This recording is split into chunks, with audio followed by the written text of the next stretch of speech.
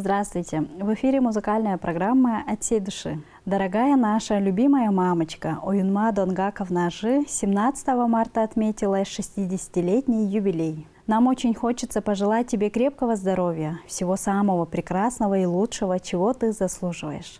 Пожалуйста, оставайся всегда такой же молодой, красивой, веселой, жизнерадостной. Не думай о том, что позади, оно уже прошло. Знай, что впереди будет еще очень много хорошего. Продолжай радовать всю нашу семью своей красивой улыбкой еще много лет. А еще мы тебя очень сильно любим и не можем жить без тебя. С праздником, наша мама! Твои муж, дети, внуки и родные.